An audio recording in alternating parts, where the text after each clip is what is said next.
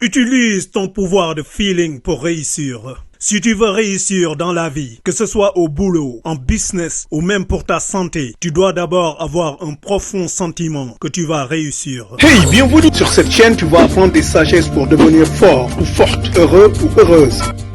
Alors, abonne-toi et clique vite sur la cloche. Tu seras avisé dès que nous téléchargeons une nouvelle vidéo. N'oublie surtout pas de commenter. Merci. Et maintenant, boum, sur la vidéo. Ce sentiment de réussite est magnifique. C'est une capacité que tout un chacun et chacune de nous possède en son sein. C'est un outil extraordinaire que tu peux utiliser pour transcender les barrières et abolir les impossibilités perçues. Utilise tes sens pour réussir. Le succès t'apporte non seulement de la joie et de la satisfaction, mais elle débloque également des réservoirs de potentiel énormes cachés en toi. Si tu cultives l'usage de sentir ou de ressentir, de feeling en cours, les choses que tu désires dans n'importe quelle activité ou voire même ta santé, tu développes le pouvoir de créer une transformation personnelle que beaucoup croiront impossible. Si tu luttes contre la dépendance, si tu luttes contre le manque d'argent, si tu luttes contre une maladie quelconque, c'est un grand défi que tu relèves et les probabilités d'échouer peuvent te troubler. Alors, tu vas devoir utiliser le potentiel transformateur qui est en toi, ton don de feeling pour réussir.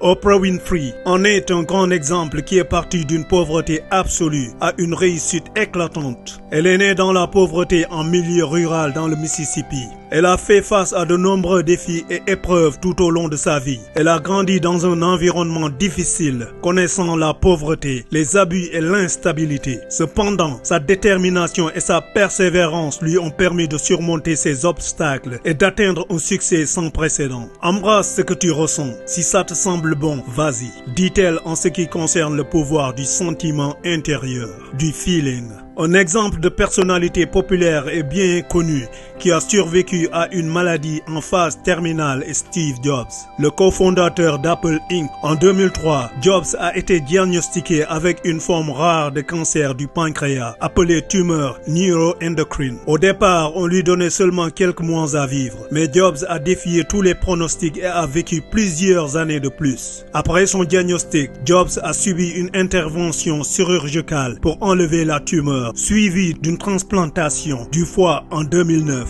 Tout au long de sa bataille contre le cancer, Jobs est resté concentré sur son travail et a continué de diriger Apple. Sous sa direction, l'entreprise a connu un succès remarquable, lançant des produits révolutionnaires tels que l'iPhone, l'iPad et le MacBook. Bien que Mr. Jobs est parti en fin de compte, en parlant du futur et de son équipe, il disait ceci: chacun de nous ressent présentement que c'est un de ces moments où nous sommes en train d'influencer le futur. La résilience continue d'inspirer les individus à affronter leurs propres défis et à aspirer à l'excellence, même face à l'adversité. Une autre histoire qui me vient à l'esprit est celle de J.K. Rowling, l'auteur britannique de la série Harry Potter. Elle a rencontré de nombreux défis et d'immenses obstacles avant d'atteindre un succès remarquable. En tant que mère célibataire vivant de prestations sociales, elle a fait face à la dépression, aux difficultés financières, la perte de sa mère et puis un divorce. Malgré les refus de plusieurs éditeurs au départ, Rowling a persévéré et achevé le manuscrit du premier livre Harry Potter. Lors de sa publication en 1997, le livre est devenu un véritable phénomène mondial, propulsant Rowling au rang d'auteur international acclamé.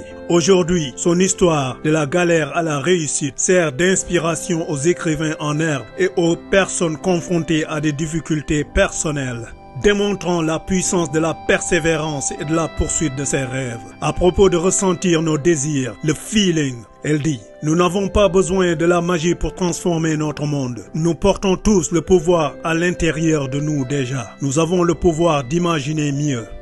Le chemin vers la victoire n'est pas toujours facile. Les obstacles et les échecs font partie intégrante du parcours. Cependant, en maintenant une mentalité résiliente et déterminée, et surtout en ressentant fortement que tu peux guérir si tu es gravement malade, que tu peux devenir riche si tu es dépourvu, que tu peux réussir si tu échoues, toi aussi tu peux réussir brillamment. Si tu es malade, sans la santé, sans la force, sans la parcourir chaque cellule dans ton corps, sans la te raviver, sans la force de ton énergie s'amplifier 1 million de fois, vois-toi guéri et bien portant, et s'adonnant à tes activités préférées. Comme disait Floyd Mayweather, le seul boxeur pro qui n'a jamais eu de défaite en 50 combats professionnels. Quand mon corps était abattu, ce qui peut arriver, mon esprit demeurait tranchant. Souviens-toi aussi que l'appétit vient en mangeant et que tu sens le bon repas que tu prépares bien avant qu'il soit prêt. Alors, si tu es malade, sens merveilleusement la santé et elle viendra. Si tu luttes contre la pauvreté, sens fortement la richesse et elle viendra. Et si tu es malheureux ou malheureuse, sens fermement cette joie que tu avais ressentie quand ton cœur battait très fort pour la première fois à ton mariage, à tes fiançailles, ta réussite à un examen ou quand quelqu'un t'avait offert un cadeau de rêve. Et la joie viendra du feeling.